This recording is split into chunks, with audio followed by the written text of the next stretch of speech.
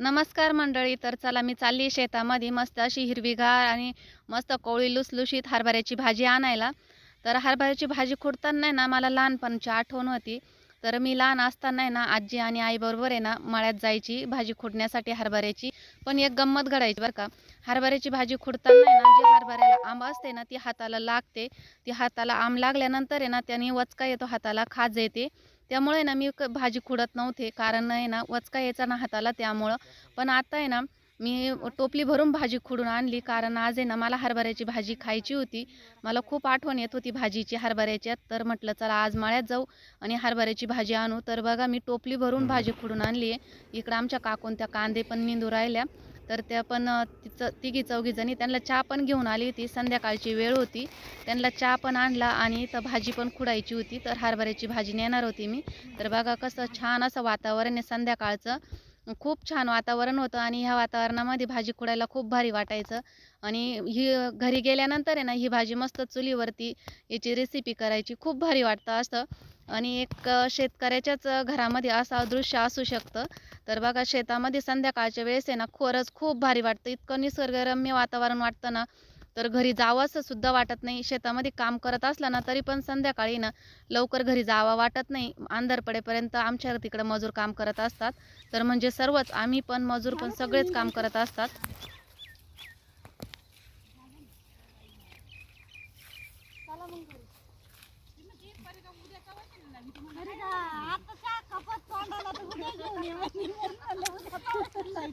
आज कपच होता तोंडाला. विचारेल काही काम नाही काय. उद्या खुरप घेऊन निघाली का आमच्या बरोबर. उद्या उपास अगं अशी आठवण नाही जास्त. उद्या उपास राहील बाई का लगातार उपास आले. आता याच म्हणजे आता उद्याच फक्त मग चला. हा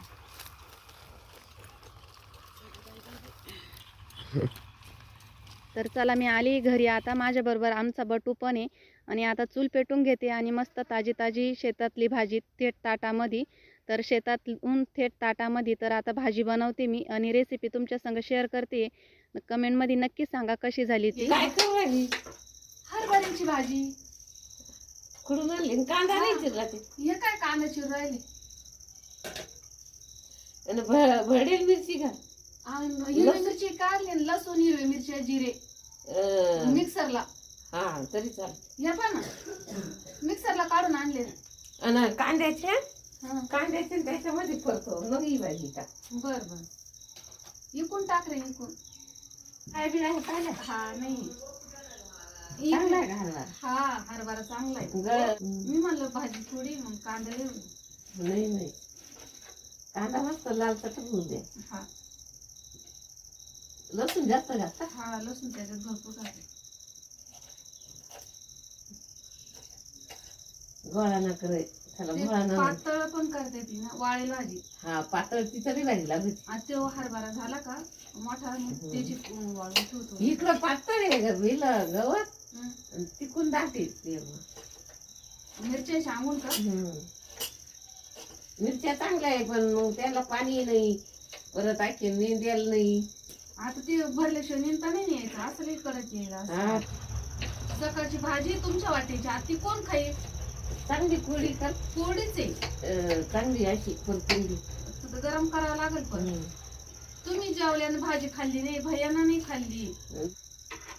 बस होईल वाटतं कांदा. लय होईल तो, जास्त होईल ना.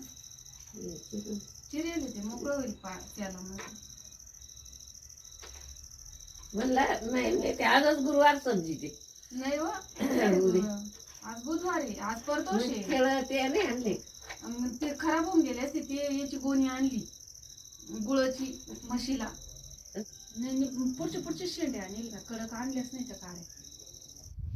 तर चला आता आहे ना रेसिपीला सुरुवात करते. सासू सुनाच्या भरपूर अशा गप्पा झाल्या. भाजीची रेसिपी सांगितली कशी करायची ती. तर चला आता त्यांच्या पद्धतीने मी तुम्हाला आज भाजी बनवून दाखवते. तर कढई गरम करायला ठेवली आहे आणि जाळ पण भरपूर झाला आहे.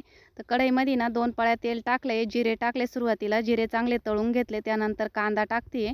कांदा पण आहे ना चांगला लालसर होईपर्यंत परतून घ्यायचा. याच्यामध्ये ना मीठ नाही टाकणार आहे मी अगोदर, कारण आहे ना भाजी कमी होती ना, भाजीची क्वांटिटी, त्याच्यामुळं भाजी खारट होईल त्याच्यामुळे ना मग मी मीठ आहे ना नंतर टाकणार आहे. तर कांदा परतून झाल्यानंतर आहे ना टमॅटो परतून घेतलं आहे. टमॅटो चांगलं परतून घ्यायचं एकदम मऊसूत होईपर्यंत. याच्यात आहे ना आजीने मला वाळलेल्या मिरच्या टाकायला लावल्या त्या लाल. तर लाल मिरच्या नव्हत्या माझ्याकडे वाळलेल्या, त्यामुळं मी ना हिरव्या मिरचीचाच ठेचा केला. हिरव्या मिरच्या, लसूण आणि जिरे हे एकत्र मिक्सरला करून घेतले आणि त्यानंतर तळून घेते चांगले. तर मस्त असे तळून झाले. तर आता यामध्ये ना भाजी टाकते मी. भाजी धुवायची नाही आहे, तशीच टाकायची, कारण त्या भाजीला आमा असते ना, त्याच्यामुळे ना ती आंबट भाजी छान लागते. त्यामुळे ना मी भाजी धुतलेली नाही आहे, शेतातून आणली आणि तशीच टाकली. तर बघा भाजी चांगली परतून घ्यायची आता आपल्याला. या भाजीमध्ये ना बिलकुल पाण्याचा वापर करायचा नाही. मिठाचं जे पाणी सुटेल ना त्यामध्येच भाजी वाफवून घ्यायची आहे. आणि तुम्ही जर गॅसवर करत असाल ना एकदम बारीक गॅसवर करायची आहे, म्हणजे मग ती डागणार नाही. माझ्याकडून आहे ना कढई थोडीशी डागली होती, त्यामुळं मग तुम्हाला सांगते मी. माझा चुलीचा जाळ आहे ना हा जास्त होऊन गेला होता ना त्यामुळं. तर तरी पण मी ना थोडासा मागं ओढून घेतला होता तो. तर चालेल, काही हरकत नाही. आता भाजी ना चांगली परतून घेते आहे. तर बघा भाजी छान अशी परतून झाली आहे. बघा मस्त अशी छान भाजी झाली आहे शेतातली थेट ताटामध्ये. तर खूप भारी भाजी झाली ही. तर बघा आता आहे ना भाजी पण झाली आहे आणि लगेच लागल्या हाती पोळ्या पण करून घेते. पोळ्या भाजी झाली आहे. तर आता आहे ना पापड भाजते मी. हे तांदळाचे पापड आहे आणि आरावर भाजते आहे. तर याची आहे ना चटणी करायला लावली विराजनी मला.